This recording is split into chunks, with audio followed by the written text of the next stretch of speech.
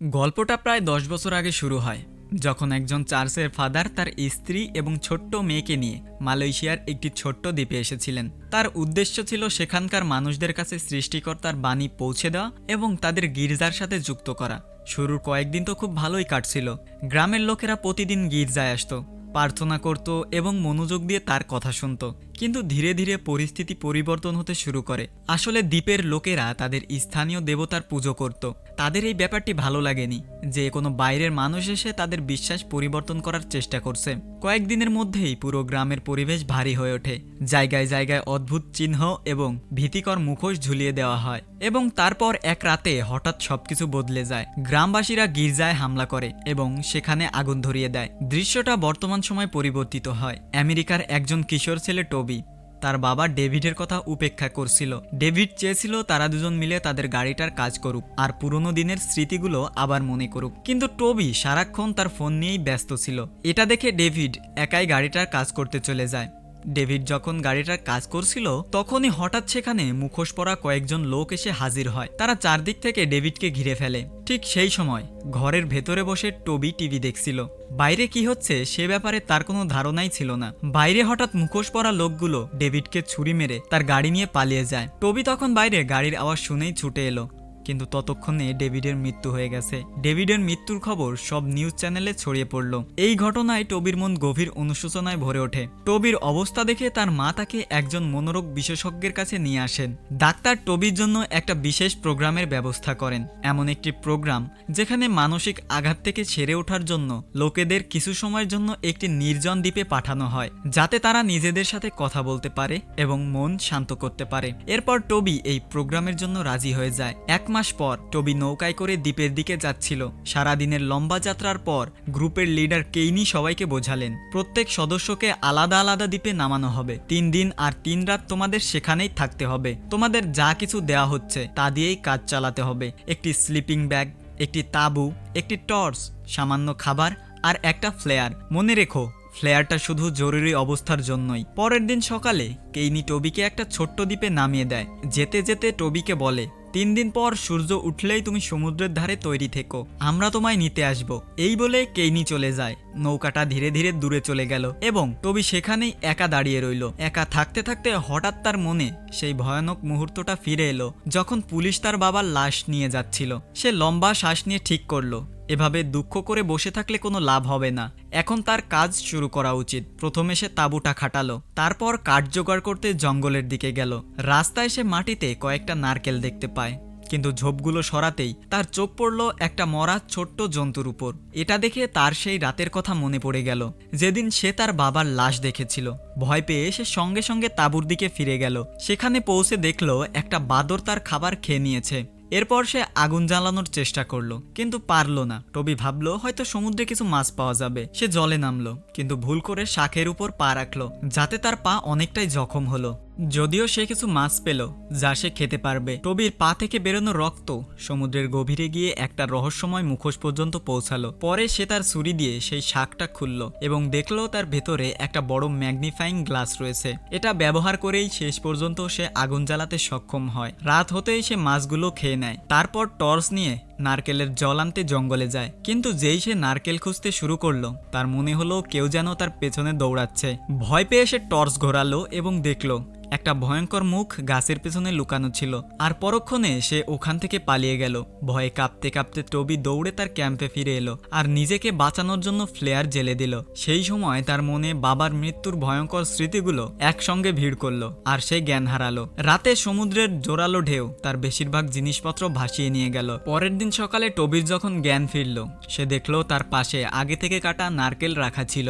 নিজেকে সামলে নিয়ে সে দেখলো জলে একটা মেয়ে দাঁড়িয়ে আছে। যেই সে চলে যেতে শুরু করলো, টবিও তার পিছু নিল। তখনই মেয়েটি হঠাৎ ঘুরে দাঁড়ালো আর ছুরি হাতে টবির দিকে এগিয়ে গেল। কিন্তু সে টবির উপর হামলা করছিল না, বরং কোনো আটকে পড়া পশুর আওয়াজ অনুসরণ করছিল। তারপর সে তার নাম বলল মেলানি। সে টবিকে সাবধান করে বলল এই দ্বীপে থাকা খুবই বিপজ্জনক। এরপর টবি তার পিছু নিল এবং তারা একটা বাঁধে পৌঁছালো। মেলানি আগুন জ্বাললো এবং তার রান্না করা খাবার টবির সাথে ভাগ করে নিল। খাওয়ার পর মেলানি বলল যে সে এখন বাড়ি যাচ্ছে এবং টবি তার পিছনে আসতে পারবে না। টবি তবুও অনুসরণ করার চেষ্টা করলো, কিন্তু মেলানি আবার ছুরি তুলল শুধু একটা সাপ মারার জন্য, যেটা টবিকে কামড়াতে যাচ্ছিল। তারপর সে টবিকে পরামর্শ দিল আগুনের কাছে থাকতে, কারণ এতে পশুরা দূরে থাকে। টবি তার কথা মেনে নিয়ে বাঁধের উপর তৈরি আশ্রয়স্থলে গিয়ে ঘুমিয়ে পড়ল। রাতে টবি তার বাবার হত্যাকারীকে দেখে ভয় পেয়ে গেল, কিন্তু শীঘ্রই বুঝতে পারল যে এটা শুধু স্বপ্ন ছিল। জেগে উঠেই সে দেখল আগুন নিভে গেছে। সে আবার আগুন জ্বালাতে শুরু করলো। ঠিক তখনই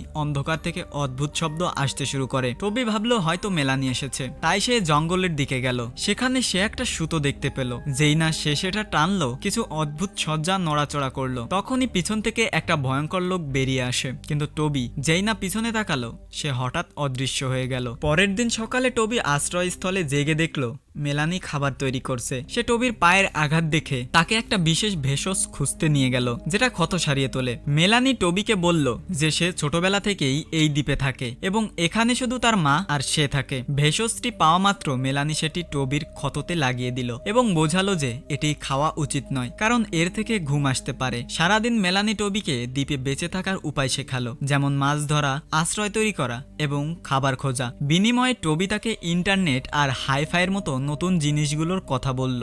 রাতে মেলানি আবার চলে গেল। যাওয়ার সময় সে টবির জন্য একটা বর্শা রেখে গেল আর সাবধান করে দিল যে সে যদি তার পিছু নেয় তাহলে তার মা তাকে মেরে ফেলবে। সে বলল তারা যেন পরের দিন সকালে আবার দেখা করে, কিন্তু টবি বলল যে সে পরের দিন সকালে দ্বীপ ছেড়ে চলে যাবে। এটা শুনে মেলানির খারাপ লাগলো এবং সে অদ্ভুত সজ্জা দিয়ে সাজানো গাছগুলোর ভেতরের দিকে দৌড়ে পালালো। সকালে যখন কেইনি সমুদ্রের ধারে পৌঁছালো, টবি সেখানে ছিল না। সে টবিকে খুঁজতে জঙ্গল আলো করে টর্চ জ্বালালো, কিন্তু গাছের মধ্যে অদ্ভুত আওয়াজ শুনে সে ভয় পেয়ে নিচে পড়ে যায়। তখনই হঠাৎ কেইনি দেখলো তার নিজের টর্চের আলো সামনে থেকে আসছে। তার মনে হলো এটা টবি হবে, তাই সে সেদিকে এগিয়ে গেল। কিন্তু যেই সে কাছে পৌঁছালো তখনই আলো নিভে যায় আর টর্চটা মাটিতে পড়ে গেল। যেই না কেইনি টর্চটা তোলার চেষ্টা করলো, সে অন্ধকারে দুটি জলজলের চোখ দেখলো আর হঠাৎ তার হাতের উপর একটা কালো হাত এসে পড়ল। তারপর কয়েক মিনিট ধরে অন্ধকারে শুধু কেইনির চিৎকার শোনা গেল। পরের দিন সকালে টবির ঘুম ভাঙলো আর সে বুঝলো যে সে মেলানিকে ডাকতে ডাকতে ঘুমিয়ে পড়েছিল। সে সঙ্গে সঙ্গে সমুদ্রের ধারের দিকে ছুটে গেল, কিন্তু সেখানে কেউ ছিল না। সে বসে অপেক্ষা করতে লাগলো। কয়েক ঘন্টা পর সে সমুদ্রে কিছু ভাসতে দেখলো। জলে নেমে সে দেখলো সেখানে অনেক জিনিস ভেসে যাচ্ছে। সেগুলোর পিছু নিতে নিতে শেষ পর্যন্ত সে কেইনির নৌকার কাছে পৌঁছালো, যেটা উল্টে ভেসে যাচ্ছিল। আশ্চর্যের বিষয়, মেলানির মা সেই নৌকা থেকে জিনিসপত্র বের করছিল। যেই না সে ওখান থেকে চলে গেল, টবি নৌকাটি তল্লাশি করতে লাগলো। আলমারি খুলতেই সে দুটি ফ্লেয়ার খুঁজে পেল, কিন্তু যেই না সে আরো খুঁজতে গেল, একটা দরজার পেছনে কেইনির লাশ পড়ে থাকতে দেখলো। ভয়ে টবি সঙ্গে সঙ্গে সাঁতরে বেরিয়ে আসতে গেল, কিন্তু হঠাৎ তার জামা কাপড় একটা দরজায় আটকে যায়। ভাগ্যিস সে তাড়াতাড়ি জামা কাপড় ছাড়িয়ে নিতে পেরেছিল আর ভেসে উপরে উঠে আসে। তারপর টবি জঙ্গলে পৌঁছালো, যেখানে সে কেইনির সেই টর্চটা খুঁজে পায়। টর্চের উপর অদ্ভুত আঁচড়ের দাগ ছিল। সেই টর্চের সাহায্যে সে মেলানির গাছের বাড়ির পাশের একটা গুহায় গেল। গুহার ভিতরে প্রচুর বাদুড় ছিল আর অদ্ভুত সব আওয়াজ আসছিল। তখনই পিছন থেকে সেই ভয়ঙ্কর প্রাণীটা আবার বেরিয়ে এলো, যাতে ভয় পেয়ে টবির হাত থেকে টর্চটা পড়ে যায়। সে সঙ্গে সঙ্গে সেটা তুলে আবার জ্বাললো। আলো পড়তেই তার চোখ পড়লো দেওয়ালের উপর আঁকা ভয়ঙ্কর ছবিগুলোর উপর। কিছুক্ষণ পরে টবি গুহার শেষ প্রান্তে পৌঁছালো এবং বাইরে বেরিয়ে এলো। সেখানে সে একটি পুরনো পোড়া গির্জার ধ্বংসাবশেষ দেখতে পায়। তখনই সে একটি আহত ছাগলের কান্না শুনতে পায়। কাছে গিয়ে দেখলো মেলানির মা তাকে মেরে খাওয়ার প্রস্তুতি নিচ্ছে। টবি চুপচাপ নিজেকে তার দৃষ্টি থেকে লুকিয়ে রেখে সেখান থেকে বেরিয়ে গেল। এরপর সে আবার খুঁজতে শুরু করলো। কিছুক্ষণ ঘোরাঘুরির পর টবি অবশেষে মেলানির বাড়ি খুঁজে পেল। ভিতরে গিয়ে দেখলো সেখানে কেইনির একটা খালি ব্যাগ, 3টি পাসপোর্ট এবং একটি পুরনো ছবি রাখা। ছবিটি থেকে পরিষ্কার হয়ে গেল যে মেলানি আর তার মা সেই পরিবার যারা কয়েক বছর আগে চার্লসের ফাদারের সাথে এই দ্বীপে এসেছিল। বাড়িতে সে পেট্রোলের একটি ক্যান এবং সবচেয়ে গুরুত্বপূর্ণ কেইনির রেডিও খুঁজে পেল। টবি সঙ্গে সঙ্গে রেডিওতে সাহায্যের জন্য অনুরোধ করার চেষ্টা করে। কয়েক সেকেন্ড পরে শুধু একটা হ্যালো শোনা গেল এবং তারপর হঠাৎ লাইন কেটে যায়। এরই মধ্যে মেলানি ও তার মা বাড়ি ফিরে আসে। এটা দেখে টবি তাড়াতাড়ি বিছানার নিচে লুকিয়ে পড়ে। সে দেখলো মেলানির মা সেই শান্ত ভেষজ দিয়ে একটি মিশ্রণ তৈরি করছে এবং রাগে রাগে তার মেয়ের উপর চিৎকার করছে যে সে এখনো বাইরের জগৎ দেখার জন্য প্রস্তুত নয়। টবি ধীরে ধীরে আরো পিছিয়ে গেল। তখন তার চোখ বিছানার নিচে রাখা একটা অদ্ভুত মুখোশের উপর পড়ে। পরের মুহূর্তে তার মনে হলো এই সেই মুখোশ যা পরে সেই রাতে দ্বীপের কেউ তাকে আক্রমণ করেছিল। মেলানির মা ঘর থেকে বের হওয়ার সাথে সাথে টবি মেলানির কাছে গেল। মেলানি তাকে সতর্ক করে দিয়েছিল যে এখানে থাকা বিপজ্জনক এবং পরে সৈকতে দেখা করতে বলে। সৈকতে পৌঁছে টবি দেখল অন্যদিকের পাহাড়ে আলো জ্বলছে। সেটি দেখে টবিও উত্তরের জন্য একটি বড় আগুন জ্বালায় যাতে দূর থেকেও সেটি দেখা যায়। রাতে যখন টবি ঘুমানোর চেষ্টা করছিল তখনই মেলানি সেখানে আসে। সে ভেবেছিল টবি হয়তো চলে গেছে। টবি মেলানিকে জানায় যে কেইনি যে তাকে নিতে এসেছিল সে মারা গেছে এবং বলতে থাকে যে সম্ভবত মেলানির মা তাকে মেরে ফেলেছে। তারপর মেলানি টবির পায়ের উপর মাথা রেখে তার শৈশবের কিছু স্মৃতি শেয়ার করে। সে বলেছিল যে আগে তার পরিবার খুব সুখে থাকতো, কিন্তু একদিন কিছু একটা ভুল হয়। তার এখনো মনে আছে যে সে এক কোণে কাঁদছিল আর তার মা, যিনি রক্তে মাখা ছিলেন, তাকে সেদিকে তাকাতে নিষেধ করেছিলেন। এরপর মেলানি স্বীকার করে যে সে রাতে প্রায় ভয়ঙ্কর জিনিস দেখে এবং এখন তার বিশ্বাস হতে শুরু করেছে যে সম্ভবত তার মা সবাইকে মেরে ফেলেছে। এটা শুনে টবি তাকে জিজ্ঞাসা করে যে সে তার সাথে পালাতে চায় কিনা। মেলানি সঙ্গে সঙ্গে রাজি হয়ে যায়, কিন্তু বলে যে সে তার সাথে পরের দিন যাবে। পরের দিন সকালে টবি দূর থেকে একটা বিমানের শব্দ শুনতে পায়। সে সেদিকে দৌড়াতে শুরু করে, কিন্তু ততক্ষণে বিমানটি চলে গেছে। দৌড়াতে দৌড়াতে সে একটা পুরনো বাতিঘর দেখতে পেল এবং ভিতরে গিয়ে পরীক্ষা করতে শুরু করলো। সে বাতিঘরের আলো জ্বালানোর চেষ্টা করছিল, কিন্তু সেটি আর কাজ করছিল না। তারপর টবি লাইটের ভেতরের মেশিনটা দেখে এবং মনে করে যে তার বাবা তাকে গাড়ির যত্ন নেওয়ার বিষয়ে কি শিখিয়েছিলেন। তখনই সে বুঝতে পারে যে আলো জ্বালাতে পেট্রোল লাগবে। এরপর যখন টবি সমুদ্র সৈকতের দিকে ফিরছিল তখনই হঠাৎ সে কারোর সাথে ধাক্কা খায়। এ ছিল ক্যামেরন, যে একই প্রোগ্রামের অংশ ছিল। তাকেও কেউ নিতে আসে, কিন্তু সে একটা ছোট্ট নৌকা খুঁজে পেয়েছিল। সে সেই নৌকায় চড়ে বাকিদের খুঁজতে বেরিয়েছিল। টবি তাকে খাবার দেয় এবং তার গল্প বলে। সে একটি নতুন বর্ষা তৈরি করেছিল এবং যখন ক্যামেরন বলে যে দুটি পাগল অস্ত্রের উপর ভরসা করা বোকামি, তখন টবি তাকে ভয় দেখানোর জন্য বর্ষা দেখায়। পরে ক্ষমা চেয়ে সে বলে যে সে মেলানিকে একা ছাড়তে পারবে না, কারণ সেও এই সবের শিকার। তারপর টবি মেলানিকে খুঁজতে খুঁজতে তার বাড়িতে যায়, কিন্তু সেখানে তার মা তাকে ধরে ফেলে। সে টবির বর্ষা কেড়ে নেয় এবং তাকে ভয় দেখিয়ে তাড়ানোর চেষ্টা করে। ভয়ে টবিও পালাতে শুরু করে এবং তার মা তার পিছনে দৌড়ায়, কিন্তু ভুলবশত সে মেলানির তৈরি একটি ফাঁদে আটকে যায় এবং সরাসরি একটি গাছ ও বর্ষার মাঝে গিয়ে পড়ে। মেলানির মায়ের মনে হচ্ছিল যে সে হয়তো মারা যাবে, তাই সে টবিকে একটা সত্যি কথা বলে। সে বলে যে এই দ্বীপে যা কিছু ঘটছে তা সে করেনি, বরং তার মেয়ে মানে মেলানি করেছে। বহু বছর আগে দ্বীপের লোকেরা চার্চের ফাদারকে সতর্ক করেছিল যে এখানে কোনো অশুভ শক্তি রয়েছে, কিন্তু ফাদার তাদের বিশ্বাস করেননি। যখন ফাদার এবং তার স্ত্রী লোকেদের সাথে তর্ক করছিলেন তখন মেলানি সেই রাক্ষসের কাছে চলে যায়, যেখানে লোকেরা পশু বলি দিত। এই সুযোগ দেখে রাক্ষস শিশুটিকে তার আচার অনুষ্ঠানে ব্যবহার করে, যেমনটি টবি গুহার ছবিতে দেখেছিল। মেলানি একই সময় সবাইকে মেরে ফেলে এবং গির্জা জ্বালিয়ে দেয়, কিন্তু সে তার মাকে বাঁচিয়ে রেখেছিল। এখন মরার আগে মেলানির মা টবিকে একটা বিশেষ ভেষজযুক্ত ব্যাগ দেয় এবং বলে যে এটি দিয়ে মেলানিকে শান্ত করা যেতে পারে। সে আরো সতর্ক করে বলে যে মেলানি যখন তার ঐশ্বরিক রূপে থাকে তখন সে আলো পছন্দ করে না। অবশেষে সে টবিকে বলে যাই ঘটুক না কেন মেলানিকে যেন এই দ্বীপের বাইরে যেতে না দেওয়া হয়। এরই মধ্যে ক্যামেরন ক্যাম্পে টবির জন্য অপেক্ষা করছিল। তখনই সে কিছু অদ্ভুত আওয়াজ শুনতে পায় এবং তা শুনে সে জঙ্গলের দিকে এগিয়ে যায়। সেখানে সে মাটিতে হাড়ের স্তূপ দেখতে পায়। তখনই মেলানি তার ঐশ্বরিক রূপে তার কাছে আসে। সে তাকে টেনে হিচড়ে জঙ্গলে নিয়ে গিয়ে মেরে ফেলে। টবি ফিরে এসে সেখানে শুধু ক্যামেরনের রক্ত দেখতে পায়। হঠাৎ সে পিছন থেকে একটা আওয়াজ শুনতে পায় এবং দেখে যে ঐশ্বরিক মেলানি তার মায়ের লাশ নিয়ে আসছে, কিন্তু টবিকে দেখা মাত্রই সে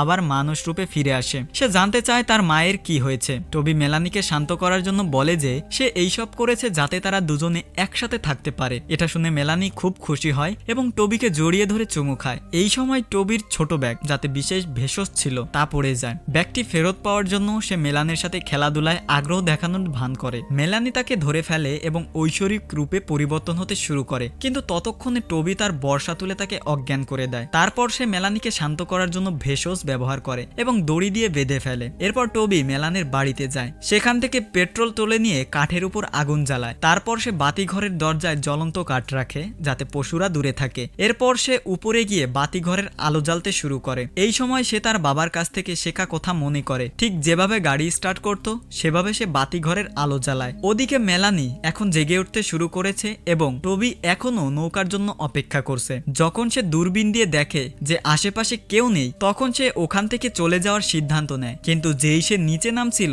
সিঁড়ি ভেঙে যায় এবং সে পড়ে যায়। পড়ার সময় পেট্রোল মেঝেতে ছড়িয়ে পড়ে। তখনই সে জানতে পারে যে এই বিশেষ ভেষজ এই বাতিঘরেই জন্মায়। তখনই দরজা আপনা আপনি বন্ধ হয়ে যায়। ঘুরতে থাকা আলো অন্যদিকে চলে গেলে মেলানি তার ঐশ্বরিক রূপে অন্ধকারে লুকিয়ে টবির উপর হামলা করতে আসে। টবি ভেষজটি ধরেছিল, কিন্তু মেলানি খুব শক্তিশালী ছিল। যখন সে মেলানির উপর ভেষজের রস ঢালার চেষ্টা করে, তখন মেলানি তার হাত মুচড়ে দেয় এবং রস তার চোখে পড়ে। তারপর মেলানি পিছিয়ে গেল যখন আলো তার দিকে আসে। এই সুযোগের সদ্ব্যবহার করে টবি তাড়াতাড়ি সিঙ্কে গিয়ে মুখ ধুয়ে ফেলে এবং জলের মধ্যে একটি কাচের টুকরো খুঁজে পায়। আলো কমে গেলে মেলানি আবার আক্রমণ করতে এলে টবি কাচের টুকরো ব্যবহার করে তাকে দূরে রাখে। যখন সে দরজার দিকে এগিয়ে গেল, সে ছোট্ট মেলানিকে কাঁদতে দেখল। টবিও বাচ্চাটির যত্ন নিতে শুরু করে, কিন্তু পরের মুহূর্তেই শিশুটি তার ঐশ্বরিক রূপ দেখায় এবং হঠাৎ সেই রূপে এসে টবির উপর ঝাঁপিয়ে পড়ে। এখন মেলানি তাকে বশ করতে যাচ্ছিল, কিন্তু টবি আবার কাচের টুকরোটা ধরে ফেললো। মেলানি তার কবজি ধরেছিল,